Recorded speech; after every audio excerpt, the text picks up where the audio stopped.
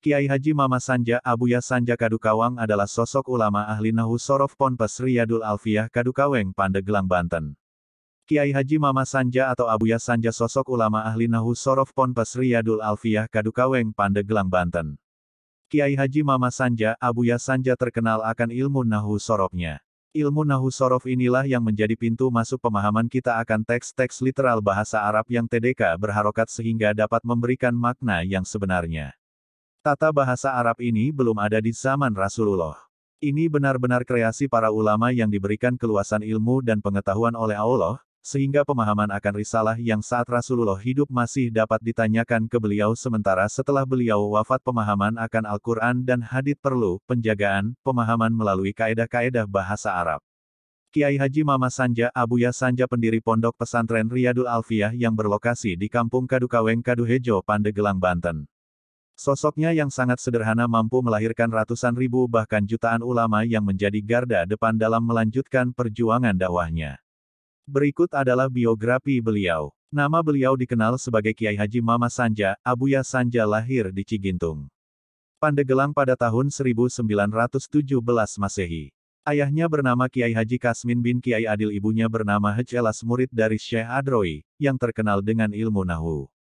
Alfiyahnya mampu menjadikan Kiai Haji Sanja sebagai sosok ulama yang ahli dalam gramatika bahasa Arab.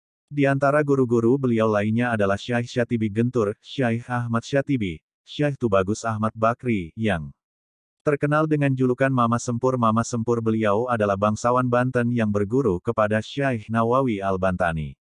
Mama Abuya Sanja terkenal juga dengan dermawan kaya raya yang penuh tawadu, lahan dan sawahnya membentang luas.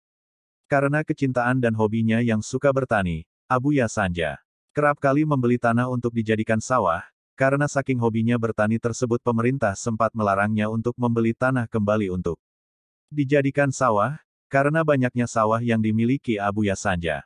Ada pengalaman unik yang didengar dari santri beliau. Suatu hari Mama Abuya Sanja sedang mencangkul sawahnya, datang seseorang anak muda yang berniat mondok di pesantren Riyadul Alfiyah.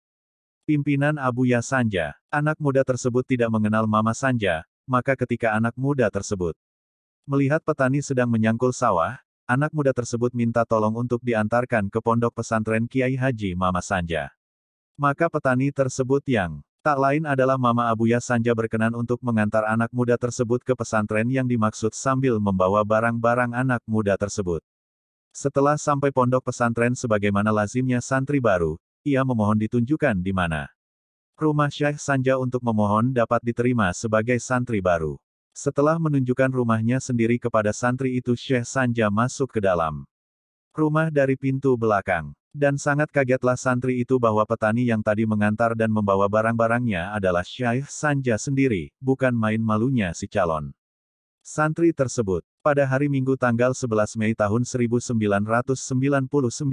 Kiai Haji Sanja dipanggil menghadap Sang Holik dan meninggalkan kesedihan yang luar biasa bagi masyarakat Banten dan tentunya juga bangsa Indonesia telah kehilangan sosok ulama yang tawadu dan ahli ilmu Nahwu Sorof, termasuk orang yang menyesal yang belum sempat menimba ilmu dari beliau. Itulah sekilas biografi, semoga kita mengambil hikmah dan teladan dari Mama Abuya Sanja. Dan semoga ilmu beliau manfaat untuk kita. Amin.